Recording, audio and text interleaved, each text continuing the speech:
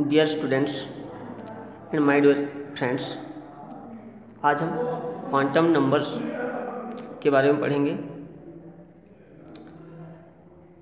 जिस प्रकार किसी व्यक्ति के लिए हम परिचय शब्द का इस्तेमाल करते हैं, परमाणु में इलेक्ट्रॉनों के लिए सेम टाइप बिल्कुल क्वांटम नंबर्स हुआ करते हैं। किसी व्यक्ति का परिचय अगर हमें करना है तो हमें जानना होगा कि वह किस शहर का है, उस शहर में वह किस गली का है, गली में उसका मकान नंबर कौन सा है और फिर अंत में उस मकान में उसका नाम। तो बिल्कुल इसी प्रकार से इलेक्ट्रॉन की पहचान के लिए जिस प्रकार हम शहर लेते हैं, सेम टाइप इलेक्ट्रॉन का मुख्य कोष हुआ करता है। किस कोष में है, पहला, दूसरा, तीसरा, इस प्रकार से नाभिक से बढ़ते हुए दूरी के क्रम में। शहर में वह किस गली का है, सेम टाइप मुख्य कोष में वह किस कक्षक का है, क्योंकि परमाणु कक्षों में 4 प्रकार के कक्षक हुआ करते हैं, S, P, D and F। अब गली पता चलने पर हम उसका मकान नंबर जानना चाहेंगे, तो उसी प्रकार से उस कक्षक में वह किस उप कक्षक का है और अंत में व्यक्ति का नाम, सेम टाइप उप कक्षक में इलेक्ट्रॉन के स्पिन के बारे में जानने के बाद हम उसका पूरा परिचय प्राप्त कर लेंगे। इस प्रकार से इसको 4 क्वांटम नंबर्स द्वारा व्यक्त किया जाता है। मुख्य क्वांटम संख्या n, द्विगंशी क्वांटम संख्या l, चुंबकीय क्वांटम संख्या m और स्पिन या चक्रण क्वांटम संख्या s। क्वांटम संख्या को हम इस प्रकार से परिभाषित भी कर सकते हैं। वे संख्याएं जो किसी इलेक्ट्रॉन की मुख्य ऊर्जा स्तर अर्थात मुख्य कक्षा, कक्षकों की आकृति, कक्षकों का अभिविन्यास डायरेक्शन एवं इलेक्ट्रॉनों का स्पिन के बारे में जानकारी देता है, अर्थात इलेक्ट्रॉन की पूरा परिचय कराता है। वे चारों संख्याएं क्वांटम संख्याएं कहलाते हैं। मुख्य क्वांटम संख्या जो कि उसके इलेक्ट्रॉन के मुख्य ऊर्जा स्तर को व्यक्त करता है, अर्थात नाभिक से वह कितने दूर पर स्थित है, पहला कक्षा में है, दूसरा, तीसरा, किस ऊर्जा स्तर में है, यह मुख्य क्वांटम संख्या प्रिंसिपल क्वांटम नंबर द्वारा दर्शाया जाता है। मुख्य क्वांटम संख्या को स्मॉल n द्वारा प्रदर्शित करते हैं। मुख्य कक्षा पता चलने के पश्चात इलेक्ट्रॉन किस कक्षक का है, जैसे कि प्रथम कक्षा में केवल एक कक्षक होता है S, दूसरे कक्षा में 2 कक्षक हुआ करते हैं S के ही 1s और 2s, और उसमें एक p कक्षक होता है। तीसरे कक्षा में S, P और D हुआ करते हैं। तो द्विगंशी क्वांटम संख्या या एजीमुथल क्वांटम नंबर उसके कक्षक की आकृति को बताता है, अर्थात S है तो गोलाकार का होगा, शार्प, P है तो डंबेल आकार का होगा। तो ये हमको द्विगंशी क्वांटम संख्या या एजीमुथल क्वांटम संख्या या कोणीय संवेग क्वांटम संख्या द्वारा पता चलता है। इसको स्मॉल l से प्रदर्शित किया जाता है। तीसरी क्वांटम संख्या है चुंबकीय क्वांटम संख्या। मुख्य कक्षा पता चलने के पश्चात उसके कक्षक जान लेते हैं। कक्षक में कौन से उप कक्षक में इलेक्ट्रॉन है, ये हमको चुंबकीय क्वांटम संख्या द्वारा ज्ञात होता है, अर्थात उसका अभिविन्यास किस प्रकार का है, किस दिशा में है, ये चुंबकीय क्वांटम संख्या द्वारा पता चलता है। जैसे कि p कक्ष में है तो p में 3 कक्षक हुआ करते हैं, px, py और pz। तो ये पता चलेगा चुंबकीय क्वांटम संख्या m के द्वारा। अब कक्षक के अभिविन्यास पता चलने के पश्चात हमको पता चल गया कि इलेक्ट्रॉन किस कक्ष में है, किस कक्षक में है, किस उपकक्षक में है।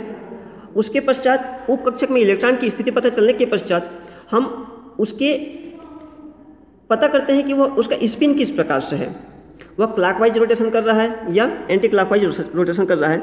ये हमको स्पिन क्वांटम नंबर S द्वारा पता चलता है। चलिए इसको हल करके देखते हैं, क्वांटम नंबर निकाल करके। चलिए कुछ उदाहरण लेकर के क्वांटम संख्या का मान निकालते हैं इलेक्ट्रॉन का। लिथियम के तीसरे इलेक्ट्रॉन जो कि 2s1 है, इसके क्वांटम संख्या का मान निकालते हैं। तो चूंकि ये दूसरे कोष का है 2s, इसलिए ये जो पहला संख्या दिखाएगा 2s, यह मुख्य क्वांटम संख्या n को प्रदर्शित करता है। 2p में भी n का मान 2 होगा, 2p4 यहाँ पर भी n का मान 2 होगा। अगर 3s1 लेंगे तो n का मान 3 होगा, 5p लेते हैं तो n का मान 5 होगा, 7s लेंगे तो n का मान 7 होगा।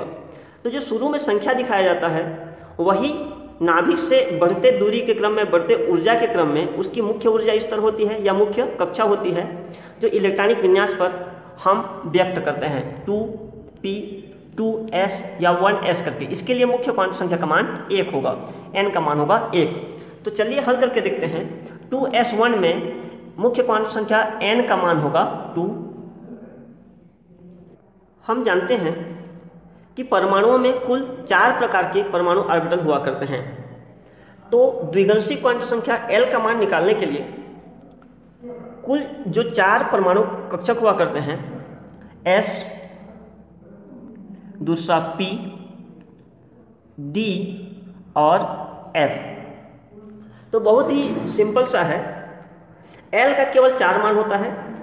अगर इलेक्ट्रॉन S कोष में है तो द्विगंशी क्वांटम संख्या L का मान 0 होगा।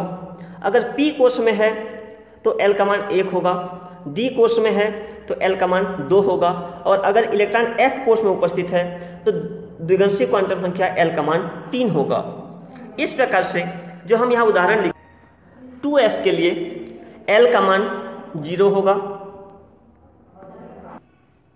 2p के लिए चूंकि P कोष है इसलिए L का मान होगा 1, ये भी P कोष है 2p4 इसलिए यहाँ पर भी L का मान होगा 1। D कोष के लिए जैसा कि बताया गया है, S के लिए 0, P के लिए 1 और D के लिए होगा L का मान 2 और F के लिए L का मान होगा 3। इस प्रकार द्विगंशी क्वांटम संख्या L का मान प्राप्त कर लेते हैं। अब चुंबकीय क्वांटम संख्या m का मान ज्ञात करने के लिए m का जो मान है वो L के मान पर निर्भर करता है। जैसे कि बताया गया है m का मान -L से लेकर के 0 से लेकर के +L तक हुआ करता है।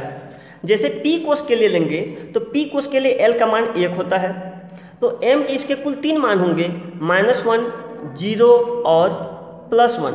उसी प्रकार D के लिए, चूंकि D के लिए L का मान 2 होता है तो इसलिए m के 5 मान होंगे इसमें, -2, -1, 0, +1 और +2।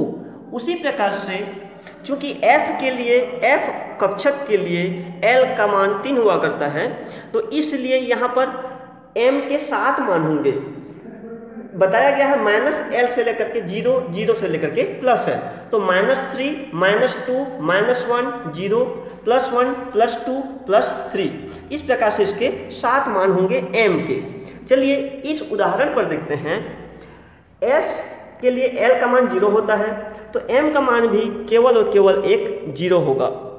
2p के लिए L का मान जो है 1 होता है और m के मान 3 होते हैं, -1, 0, +1। तो p1 होगा, p कक्षक का अगर पहला इलेक्ट्रॉन होगा तो m का मान -1 होगा। 2p2 होगा तो दूसरे इलेक्ट्रॉन के लिए m का मान 0 होगा, और तीसरे इलेक्ट्रॉन के लिए अगर 2p3 होगा तो m का मान +3 होगा। अब पेयरिंग करने के लिए भी उसी प्रकार से होंगे, 2p4 -1, 2p5 और 2p6। इस प्रकार से m के मान प्राप्त होंगे। यहाँ पर सेम टाइप D के लिए भी किसी भी कोष का D1 होगा तो m का मान -2, D2 के लिए -1, D3 के लिए 0, D4 के लिए +1 और D5 के लिए +2। D कक्षक के 6वें इलेक्ट्रॉन के लिए फिर से -2, 7वें के लिए -1, 8वें के लिए 0, 9वें के लिए +1 और D10 अर्थात 10वें इलेक्ट्रॉन के लिए +2 होगा। तो इसी प्रकार यहाँ पर 2p3 जो कि P कोष का तीसरा इलेक्ट्रॉन है इसलिए m का मान यहाँ पर होगा +1। p4 चूँकि 3 होने के पश्चात चौथा फिर से शुरू होगा पहले कक्षक में इसलिए इसका मान होगा -1। D2 D कोष का दूसरा इलेक्ट्रॉन है, D1 के लिए -2 और D2 के लिए -1। F4 चूँकि F के लिए L का मान 3 होता है तो -3, -2, -1 इस प्रकार से होगा। तो चारों इलेक्ट्रॉन के लिए, चौथे इलेक्ट्रॉन के लिए F1 होता है, F का पहला तो -1 होता, F2 के लिए -2, F3 के लिए -1 और F4 के लिए 0। तो इसलिए इसका मान 0 होगा।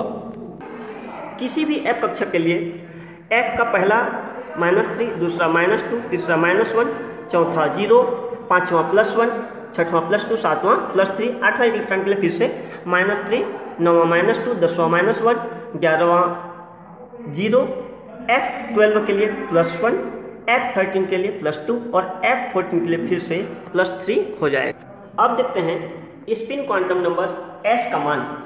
हम जानते हैं किसी भी कक्षक में अधिकतम इलेक्ट्रॉनों की संख्या 2 हो सकती है। s कोष में केवल एक कक्षक होता है, इसलिए इसमें 2 इलेक्ट्रॉन आएंगे। p कक्षक 3 हुआ करते हैं, px, py और pz, इसलिए इसमें 3 दूना 6 इलेक्ट्रॉन आएंगे।